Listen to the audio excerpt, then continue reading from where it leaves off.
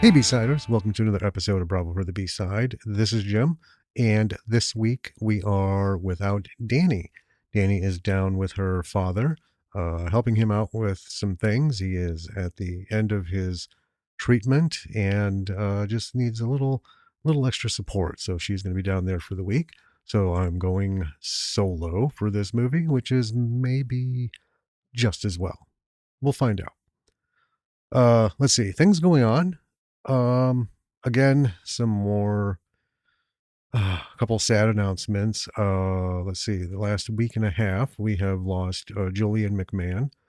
Folks will know him from Nip Tuck. He played Doctor Doom in the first Marvel reboot of Fantastic Four. There was a show in the 90s that was not good. And just before that, we lost Michael Madsen, and folks will remember him from War Games.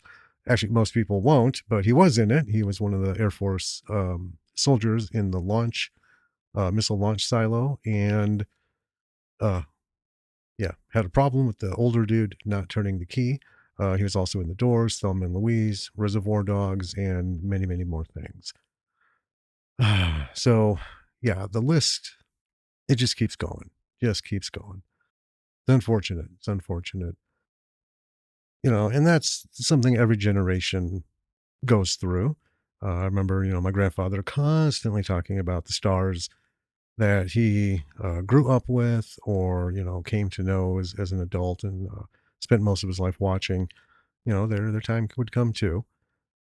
Let's see. On some different disappointing news. I know this has been floating around, but I kind of was hoping it was a joke. Yes, folks, another reboot, another reboot. And this time, Raiders of the Lost Ark. I don't even know what to say about that. Other than it just goes to show, what we've been talking about here. Hollywood has lost its way. And, quite frankly, really, even, you know, trying to put something out there for like a B movie, it's almost like, what is the point? What is the point? Everyone is so interested in just remaking. I mean, this is what, the 66,000th Superman, um, reinventing, and you just gotta leave stuff alone. This is where, honestly, folks, I think indie film is. I mean, this is just where it's going to be. It's just where it's going to be because you're not going to get original stories out of Hollywood anymore. And the ones that aren't necessarily remakes, I don't know. They haven't been real interesting. You know what I mean? So,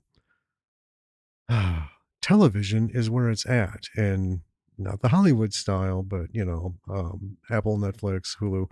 I mean, all the streamers have their own things going, and they're just running circles around Hollywood and network TV. So, something to think about. Something to think about. Okay, this week, well, we have a movie, and it was one that I spent over an hour just looking for something. I don't know, that just kind of caught me with a trailer, and this one did. Um, and we're going to talk about some things, and those things we're going to talk about are about the movie Flesh. Yep, Flesh. There's a few out there with that name. This particular one was released in 2021, directed by Nick Bergman, written by Nick Bergman and Alvin Brown, starring Sidney Barnes, Amanda Denny, Shane Massacotti, Roz Olin, and Katie Wilmer. Not rated. The budget for this was estimated at $2,000, and I can believe that. The log line for this is: after a young woman is forced to take part in a strange ritual, her body begins to change. She grows fangs and claws and gets strange cravings and hallucinations as she struggles to figure out what's happening before it's too late. Interestingly, this is the debut feature film from Wendigo Pictures. Nick Bergman is heading that up.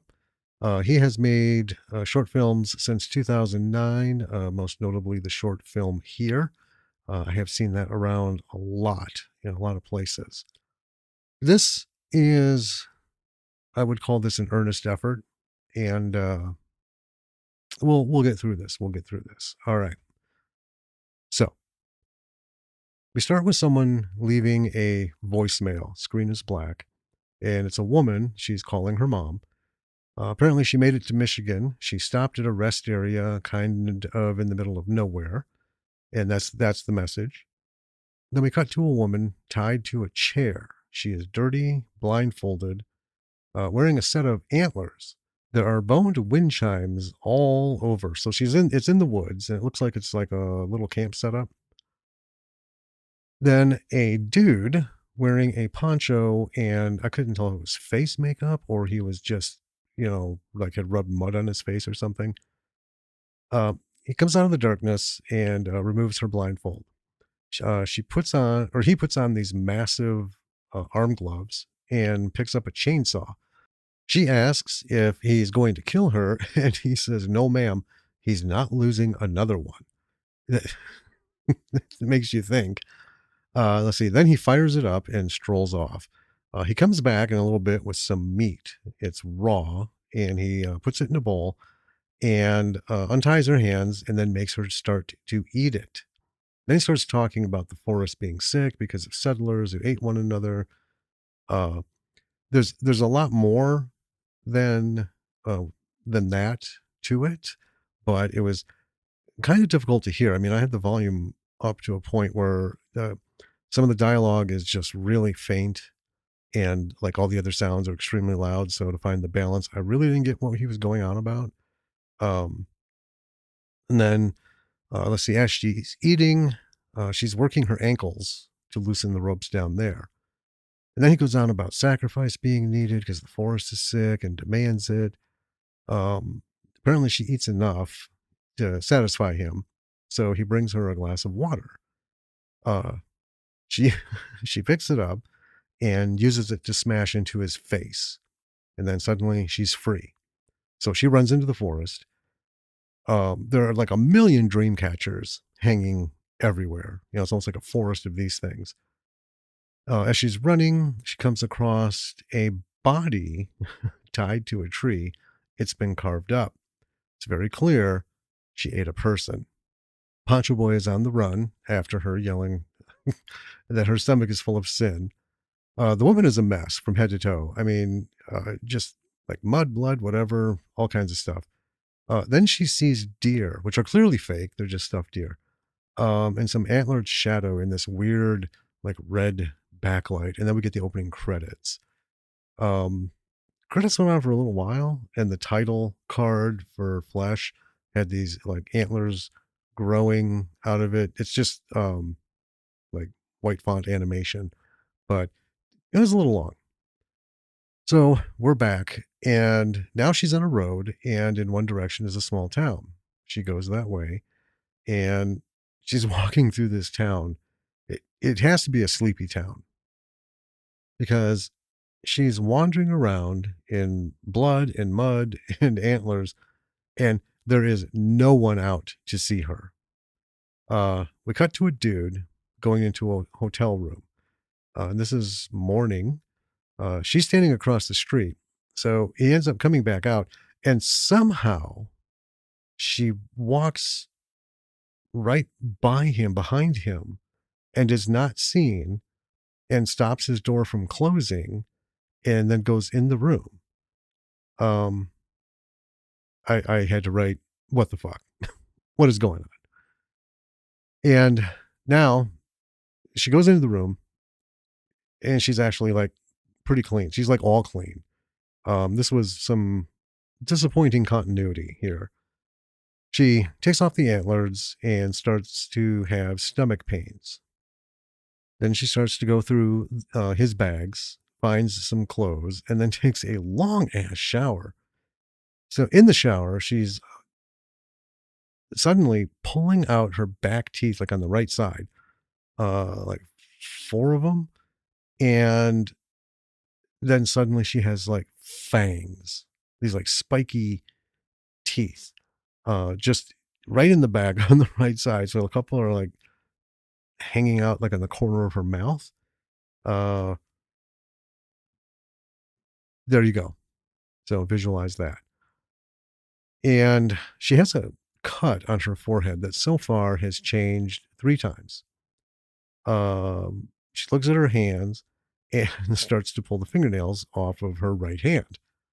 And they're like coming off easily. This is kind of like The Fly with Jeff Goldblum when he just like lifts his nails up. It's kind of what she's doing. She's not ripping at them. And then we suddenly like cut to the woods and it's dark. Apparently for no reason because there was like nothing happening. And it was so dark you couldn't see anything. And then we got back to her. Now she's drying her hair. And apparently she has no worries whatsoever about this dude coming back to his room. And then we have a lot of shots of her looking around the room, but we don't get to see everything that she's looking at. And then we cut to the forest, and there's just nothing to see there. And then we're back at the room. She's sleeping. So the hotel dude walks in. It's like, who the fuck are you? What are you doing in my room? And then he goes to report her. She gets up, grabs him. He falls back on the bed. And apparently, I guess she broke his neck. And then she says something about not knowing she was that strong. So she goes in and dumps him in the stand up shower in the bathroom. And then she's not feeling well. And then we have these weird flash cuts of a deer crossing sign. I did not know what to make of that. So she lays on the floor. Then we have her in a dream or hallucination. She is naked, covered in painted symbols. We don't see her naked. We see from the back that she's not wearing anything, just her torso. But she's covered in these painted symbols and she's wearing antlers. And we're back in the red light, weird red light thing. There's someone, a woman with a bloodied face on the ground, crying out at her, calling her Emily. So I noticed this, and then we have this like antlered shadow figure thing in the light. It looks kind of like a Wendigo. Oh, yeah, that's not a hardly name of the production company. And then we cut back to the hotel. So now she's naked in the bathroom and apparently ready to eat the dead dude. I mean, she's like drooling, but she doesn't. She gets dressed, has some more stomach pains. She goes to check on the dead dude, and she takes his wallet. And then we cut to like more impossibly dark forest cuts. And I mean, there's not much in the way of sound. There's just nothing going on. And then we see her walking to a restaurant.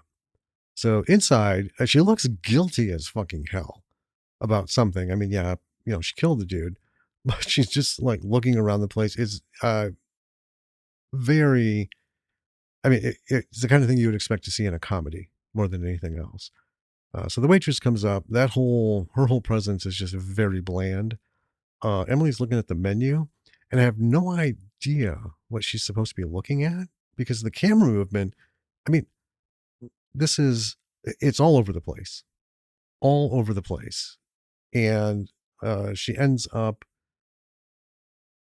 ordering like a big hunk of raw meat, and she eats it. And then as soon as they show the empty plate, we have another forest cut. And it kind of made me think, like the director is trying to emulate the movie Without Name, which had a lot of forest shots. But those were mostly in the daylight, and when they were in the dark, you could still see stuff, which you cannot hear. And B, it actually had something to do with what was going on. It told a visual piece to the whole thing. So,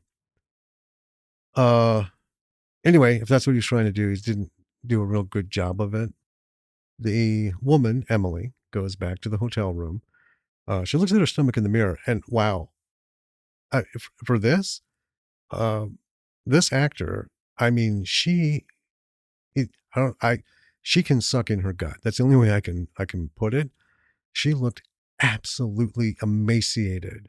Um, I mean, this stomach was like in against her spine, and you could see like almost up under her rib cage. It was just wild, wild. So for that kind of body control, kudos to this actor. She nailed it.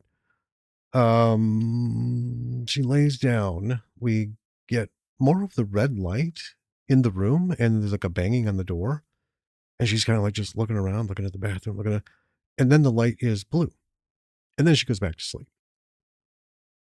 And then we have another forest cutscene. Only this time there is actually whispering. I had to go back and play with the sound a bit, but it's saying, "No one can save you. It's too late." Then she's out walking in the streets at night. She comes across a payphone. Okay, this scene really bothered the shit out of me. So the payphone's in like a, I don't know, like a bar in the background. Anyway, it's a big building behind her. It looks kind of like a bar. It's got a blazing like red light going out over the parking lot to the phone. Yet when she's shot from behind, it's blue light with somehow red light coming from underneath her a little bit, like her hands are. It's just it's just all over the place, and uh, just bugged me. It made no sense whatsoever. So she uses the payphone, and more on this later, and to call her friend. Turns out Emily's been missing for days, apparently. Rather than ask for help, though, Emily has her friend look up symptoms online. While her friend's looking, she casually tells her that she was kidnapped. Won't say anything more about it, and then ends up hanging up, walking off, and getting sick. So now she's crawling through town. She's got a bloody nose now. And here's the thing, we hear cars, people, and the whisper telling her she's hungry and needs to feed. Um, the thing with the cars and people is they're just, I mean, there's nobody around seeing any of this. That's what kind of annoyed me, I guess. So Emily argues with the whispering voice, and now she's running through town. And then we have another forest cut, and then we're back to her friend, who is busy at her computer, and called it. She's looking up Wendigo on her computer. She then calls Emily's mom and finds out where Emily was supposed to be going. I, why wouldn't she have known? I don't know. Then it's morning and she's hopping in her car, and suddenly there's smoke. This has become my pet peeve. We'll get on this as we discuss the lessons here. Smoke is going to be a lesson, folks. Spoiler. And all of a sudden, so the car starts, the wipers are going for no reason. I guess the smoke makes the windshield, can't see through it. But in this whole thing, she's just staring into the camera from inside the car. And then we cut back to Emily. She's in the hotel and she's waking up. She goes into the bathroom, and her hand, her right hand, starts doing this weird crackling shit. Um, and I just noted, good move on this woman with her finger movements. It was, obviously very practical. There was no enhanced effects here, but she was doing this thing. I can't, this is where I wish it was visual when doing this. But we've all seen it in the movies where like the fingers are moving like almost sideways at the joints and stuff. But she did a magnificent job. So this actor, this woman, has incredible body control. I will say that. Um, and then she falls back against the bed and passes out. Then we cut to her right hand coming up into frame from below on the kitchen sink, and now it has claws. And then we see her carrying the body out, the hotel dude. Her big clawed hand couldn't be more visible if, she tried. So it's kind of comical. The dude's wrapped in a sheet. And again, there is no one around to notice this going on, even though we hear heavy traffic everywhere. So we cut to her friend who has stopped to get a map. Good on her. Then we cut back to Emily sitting on a stump in the woods. She has blood on her mouth and she ate hotel dude. We have some like flashback scenes of her feasting. And so then she breaks down and cries. Then we cut back to the friend. She has found Emily's car at a rest stop. Then we cut back to Emily. Her hair is coming out by the fistful. Then it's night, and then we see a bald Emily running through the woods. So this poor woman, in a very short span of time, is now bald. She has like 6 fangs on one side in the back of her mouth and 1 clawed hand. It is something.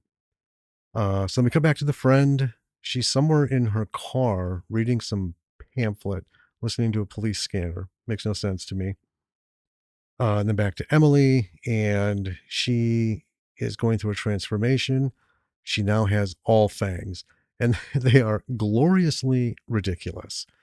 Uh, I mean, yeah, I don't even know what to compare it to at the moment. Uh, we're and then we're suddenly back at Poncho Dude's camp from the beginning. She comes out of the darkness and attacks him, bites off his hand, and then he starts to make, or I'm sorry, she starts to make more of those crackling, changing sounds. And then we get a red light. We have the whisper. We have the Wendigo silhouette. Poncho guy runs for his life, and now we have Wendigo Emily. So I'm going to call her from this point forward Wemily. And she chases him down. She ends up ripping him apart and eating him. We cut to the friend who's in the car. It's daylight now. She's been staring at the camera for like 2 minutes. What the actual fuck? That's what I wrote because I'm waiting for something to happen. Just staring. We don't cut to see what she's staring at. In fact, for the longest time, we don't even know where the hell she is. So we find that she's somewhere in the woods, and she gets out and walks into the woods. It's daylight, like I said. Why she's there or how she found, I mean, I have no idea. So she ends up finding Wemily. We have this little back and forth, like, well, Emily, are you in there? And then Wemily is getting ready to do her thing on her. And the friend pulls out of her purse a spray can and a lighter and points it at Wemily. She ignites it and credits. And I'm just, was she supposed to kill a Wendigo with a can of hairspray and a Bic? I don't know what that was all about. But that, folks, is the movie. I did not cut much out. This bad boy only runs for about 60 minutes. Didn't want to spoil that in the front. It counts as a feature. So, let's give it that. Okay, now for the lessons. All right, let's start talking about the positive stuff. So, $2,000 budget. That is not a lot of money. I will say that number one, the finding an actor like this woman who can manipulate her body like she did was brilliant. Brilliant. Sold it, looked believable, and you could achieve the same kind of thing with CGI, but this was practical. Actually kind of reminded me of Christian Bale in The Mechanic. That whole like gaunt, starving look. Of course, he physically starved himself for that. But this woman, yeah, she did a fantastic job with the fingers and the pulling in the gut and just kind of some expressions. The um the story. Well, let me come back to that. The the acting was not superb in this. There was a point where I think, written in my notes that the whole bit when she was at the Emily was at the diner with the waitress was just very flat. I just bland, not good at all, and could have probably done without that whole interaction. Could have just gone straight to her eating the raw meat and just moving on. The the story was not real solid. Um, this I think the lesson here is the the difference between an idea and a story are very they're very different things, and there's a wide gap between them. So you can have an idea, and that's how every script, movie, film, whatever begins. But you need to be able to turn that idea into a story, which means you have to have all the relevant pieces that I've gone on and on about. The tenets, three tenets of storytelling, and you need to flesh it out and turn that idea into something that can, go feature length. In this case, about 60 minutes. If you want to go longer, for standard feature, you're looking at 90 minutes. So, that's 90 pages, 90 pages of script. If you want to go 2 hours, it's 120 pages. And that's where most places will cap you. They don't want to see anything. A director will take your script, if you're selling it, and flesh it out to, be more than 2 hours, undoubtedly. But for indie films, you really, you, you've got to do it yourself. You got to do it yourself. This the dialogue was uh, not a lot. It was sparse, and what there was didn't really take us anywhere. Didn't give us much of anything. A lot of this was just emoting, staring into the camera, a you know hint at a Wendigo, and real quick, not not tied to anything, kind of story about why this dude is feeding her flesh because the forest demands a sacrifice. Why is he doing it? I don't know. I don't even know who the hell this guy is, what his role is in it, other than he was the dude who did this. But we'll come back around to that. Let's hop back to a good lesson: the effects, the practical effects. So this wasn't super gory, but the Wendigo effects when she transformed into an actual Wendigo, they were actually pretty good. The we only really see like the silhouette of what's supposed to be the Wendigo spirit or the old Wendigo or something like that. So I can't really, speak to that, but her transformation into the full Wendigo was pretty good, and the resulting full Wendigo creature, the Wemily, um, nice, nicely done, and can't say more than that. The dude gets his hand bit off. That was actually pretty good. They only did. You could see they were going for like a little bit of blood spurts from the stump, and only it looked like only one was coming out, but that's fine. That's fine. Um, the the carved up body that was tied to the tree that presumably she ate. Uh, that one was not super great because it looked like it had been there for a while, maybe even been burnt or just like rot. I mean, it looked like a giant rotten apple. You know what I mean? Um, that's the best I can describe it. Uh, but other than that, the effects were pretty good. And again, for that kind of budget, doing all the things that they were doing, uh, I would put that spot on. And the Wendigo, I would actually go ahead and say that it was on par with 90% of the Wendigos out there in other movies. The exceptions being the really high end budget ones that had either CGI Wendigos or extremely expensive practical prosthetics with the animation and the bits moving and stuff. Um, you're not going to get that. You're not going to get one of those effects for $2,000.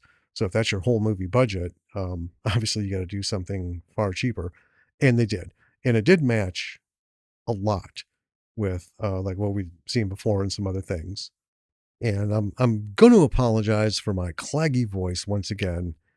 Oh God, it's been a pollen nightmare. It's been humid. It's been dry. It's been pressure this, rain, and this and that.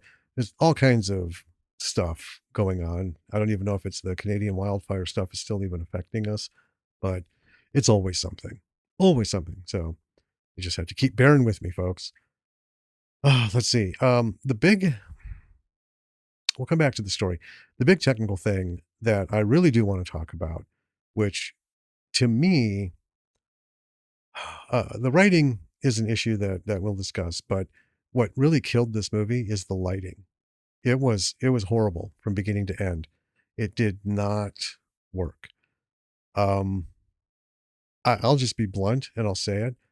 Any any fucking book out there that has anything to do with filmmaking has the basics of lighting. And the example I'm going to give is like the hotel room. That that was pretty painful.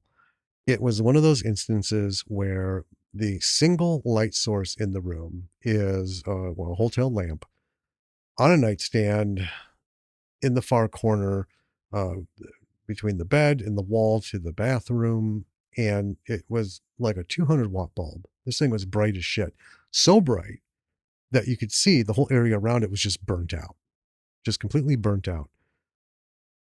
Of course, most everything that took place in the room was against that light. So everyone was pretty much, or well, it was only Emily, but she was like, silhouetted.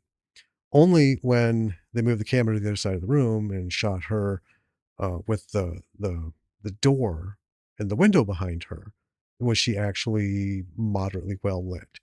Um, the bathroom was brighter all around, so those shots were, much more clear.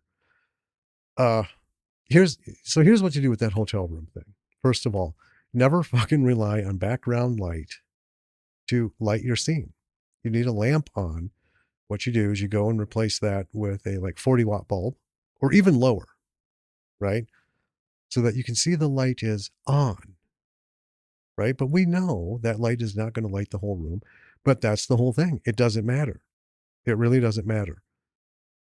What we want to see is light. So you can take another cheap lamp, right?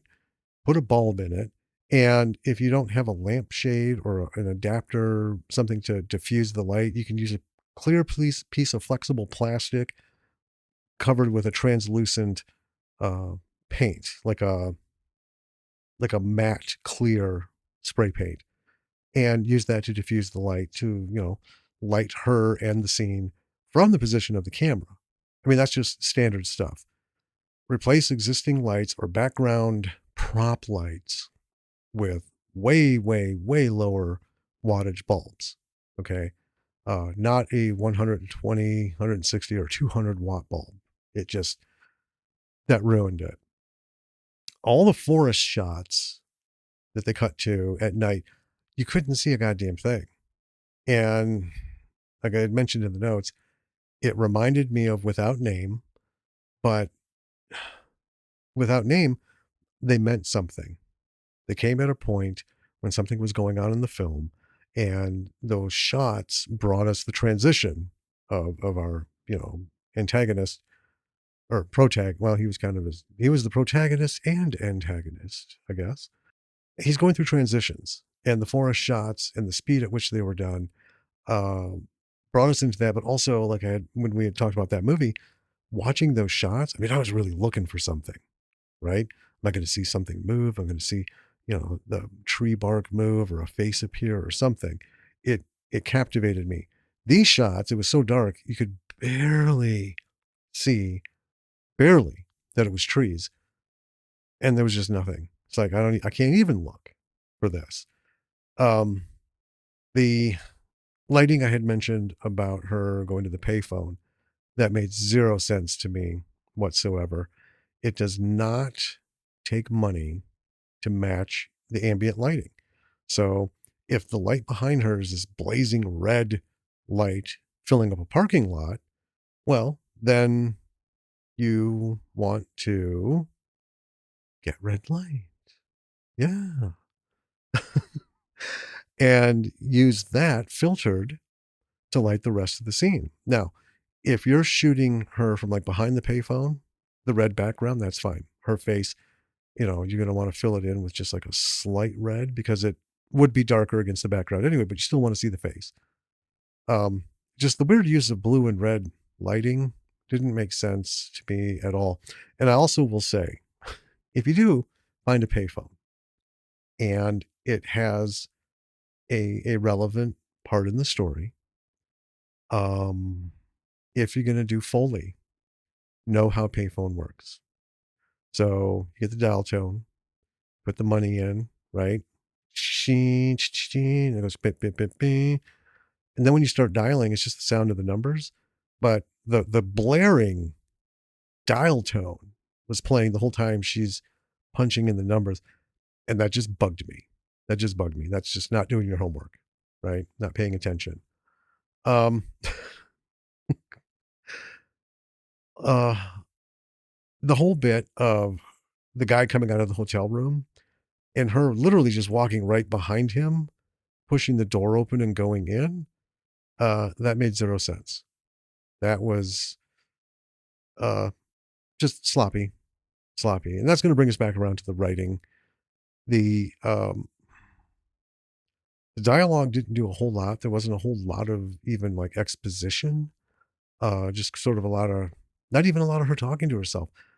It you could take the dialogue from this movie, and I think Mel Gibson spoke more in The Road Warrior, and he only had 11 lines, right, in the whole movie.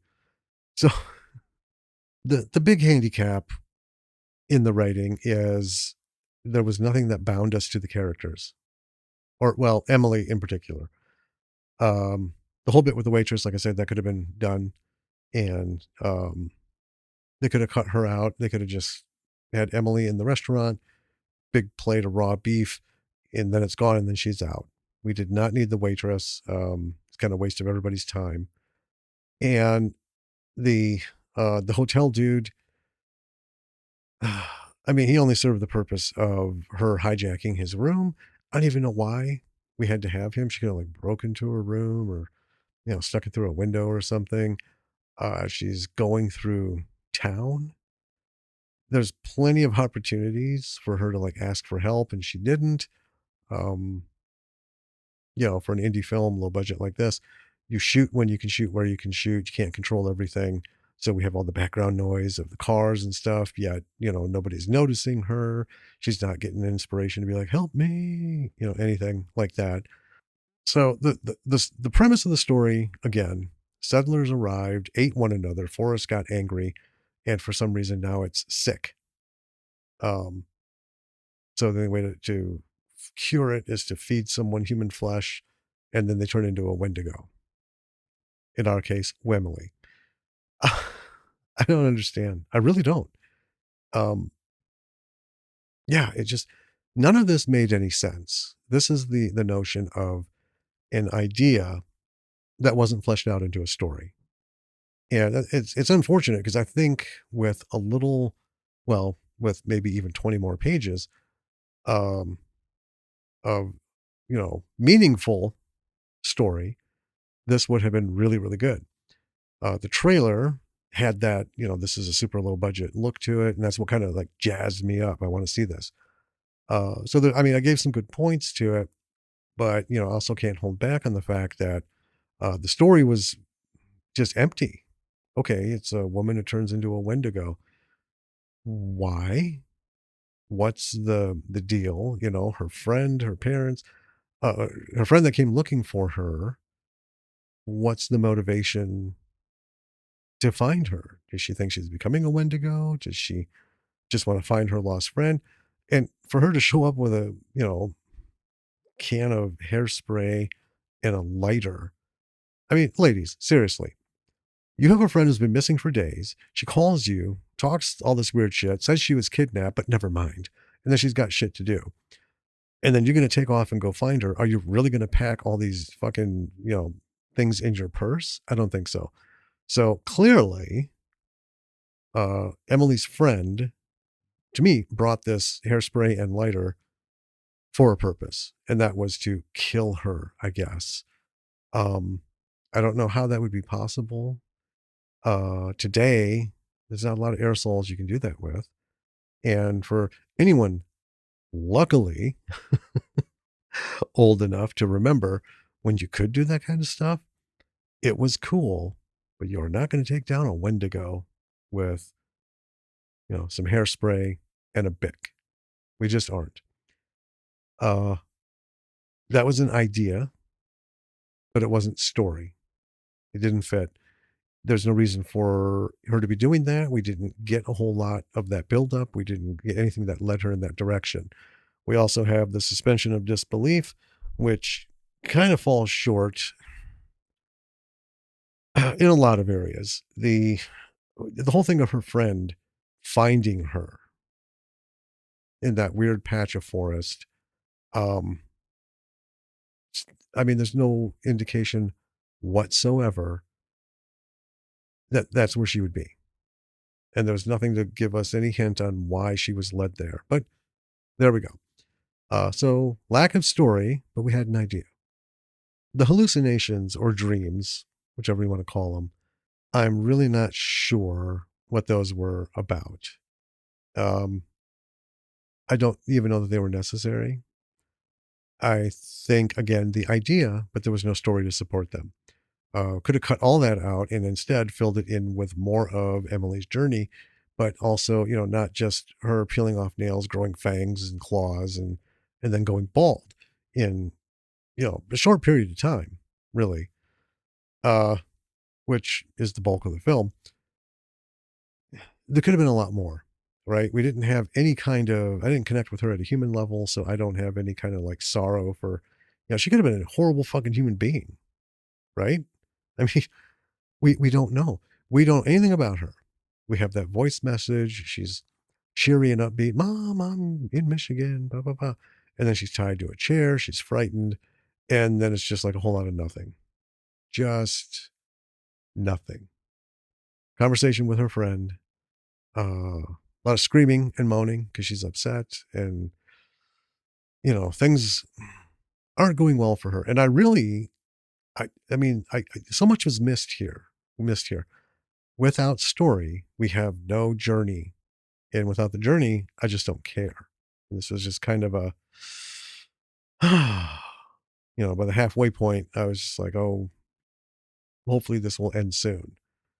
Um, you don't want that. You don't want that in your movie at all. You know what I mean? So when you have an idea, you need to flesh it out. The idea cannot be presented on screen unless it's encapsulated by story. So the idea is, um, well, let's do, someone has like mutant powers and they need to um, come to the surface. They need to activate them. Let's go X-Men style. Smaller scale, you could have them go through some emotional journey, right? The power hasn't manifested, but maybe there's like some, very light indications that something's going on. But we get to know this person. Okay. We need to know who this person is now, what's going on with them so that we can compare and contrast it with who they become and the suffering that they go through or the experience that they go through. We need to have a ballast in there to, kind of keep us, we don't want to get drowned by the story, but at the same time, we still want to be in it, viewing it. So anyway, this missed the boat on all of that. It really didn't give us anything. So I can't effectively tell you truly why this was happening to her other than this lunatic in an angry forest. Uh, yeah, this is why we need to have adherence to the tenets of storytelling. When you're writing a story based on an idea, that idea has to fuel the story, but the story has to, bloom and blossom. The idea can be 2 pages. The story needs to be 90, right? Or in this case, 60. Um, you can't just like improvise. You can't just improvise. That's kind of what it seemed like at some points. It's just like improvisation. Like, Okay, we got 3 minutes. Let's go. 2 minutes of which we're going to have this woman staring into the camera, almost unblinking forever. Why? What the fuck was she staring at? What was she thinking? Could have cut to something in the car. She could have had, what were these pamphlets and shit that she was reading? What has her upset? What makes her think she's in the right place? What's gearing us up for this final confrontation? Where she's going to go find her friend. Does she know she's going to find a Wendigo? Does she expect it? Is she hoping she's going to be there? I don't know. So much missing. So much missing on that whole thing. Now, when you think of a low budget indie film and you think $2,000, okay,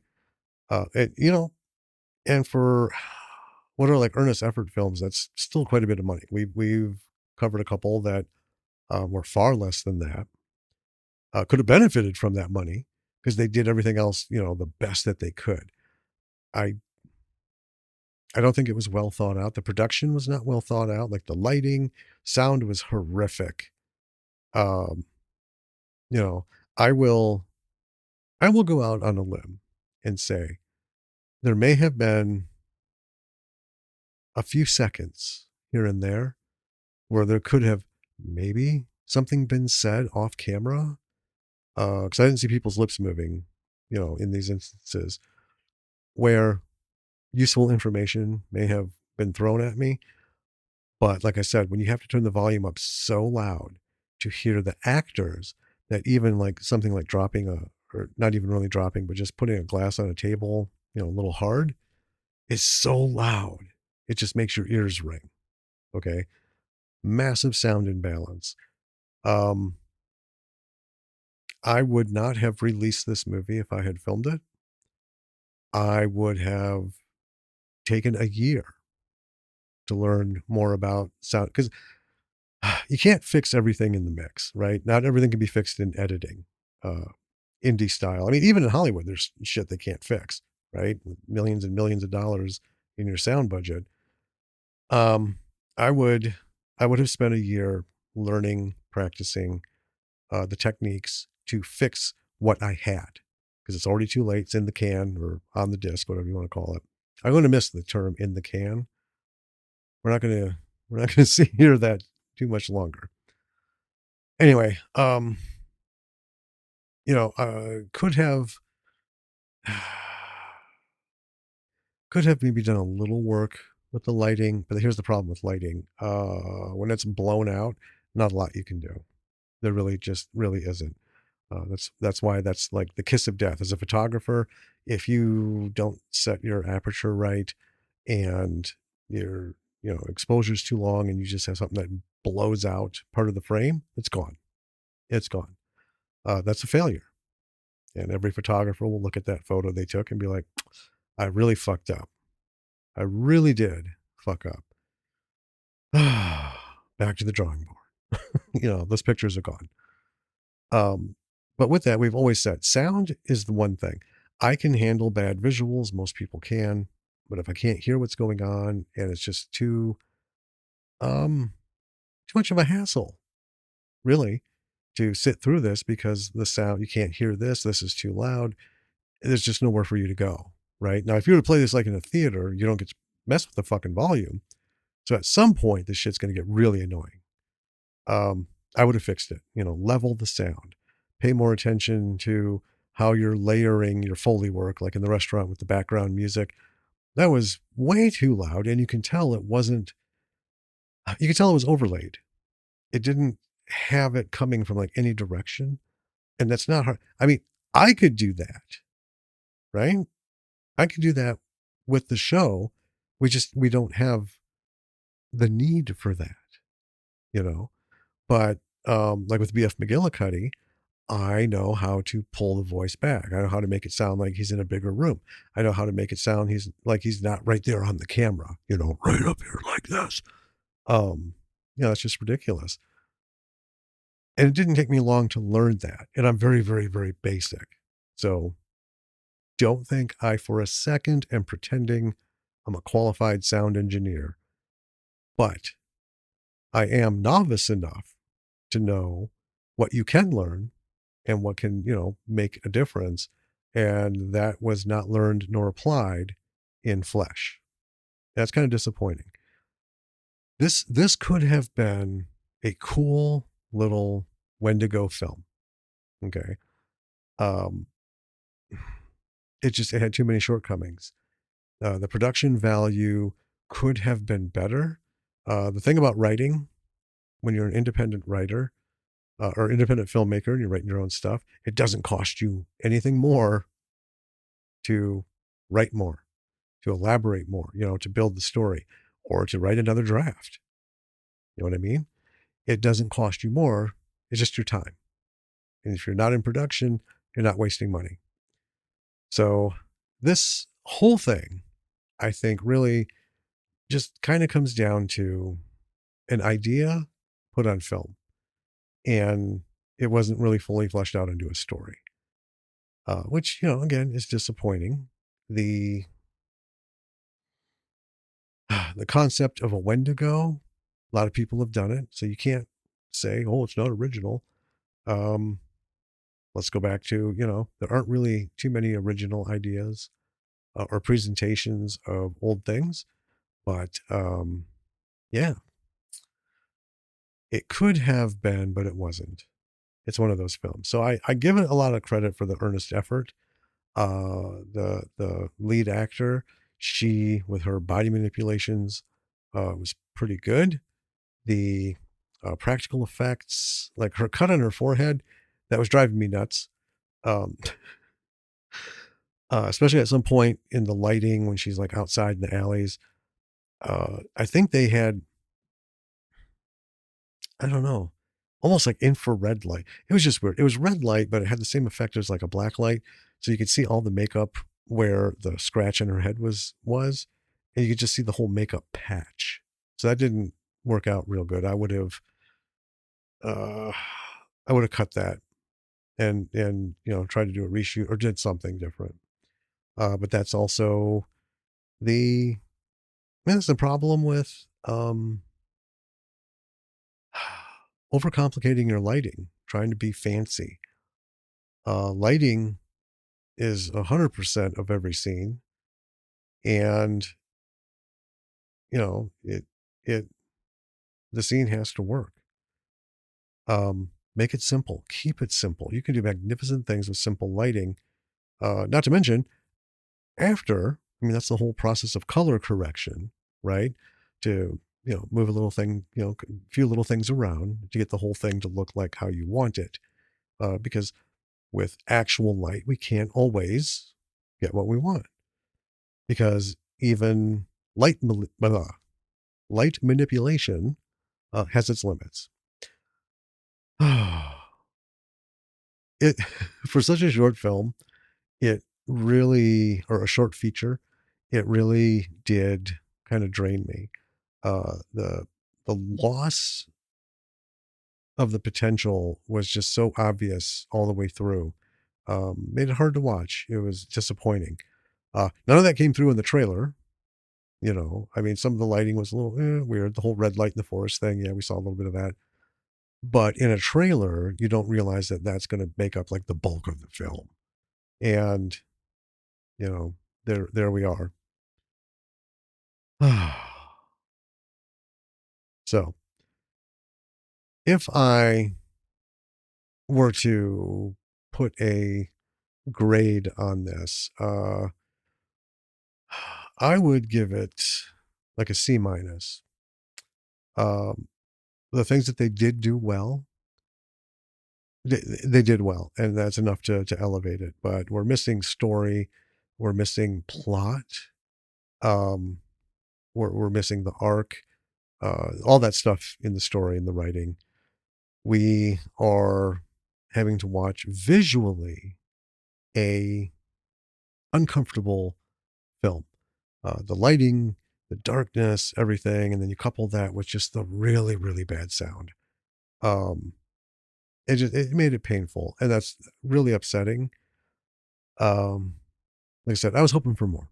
I was hoping for more. So the lessons from this are, uh, you know, practical effects, always the way to go.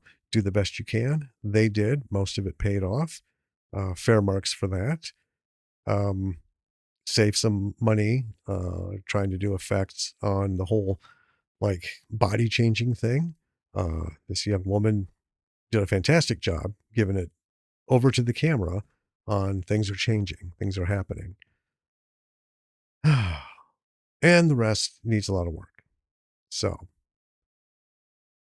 I mean, I think that's about all I can cover for this. Um, Again, full marks, right? He made a movie, and that is what this is about, right? The whole thing, this whole journey is write your story, sell your story, write your story, make your movie. Depends on, do you want to just be a writer? Do you want to, be a movie maker? Either way, you know, uh, but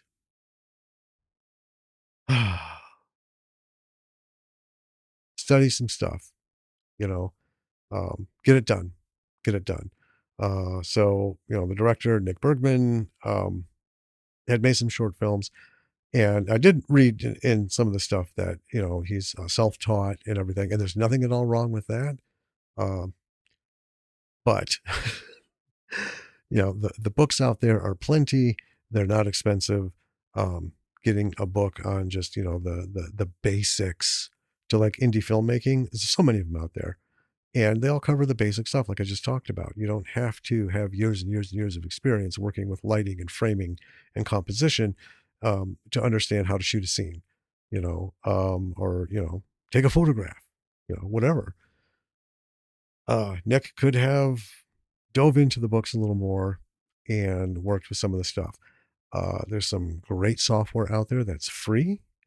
DaVinci, there we go, free, very powerful in the free version. Depending what you like to use, we use Final Cut for video. We use Logic Pro for the audio, which is what you're listening to.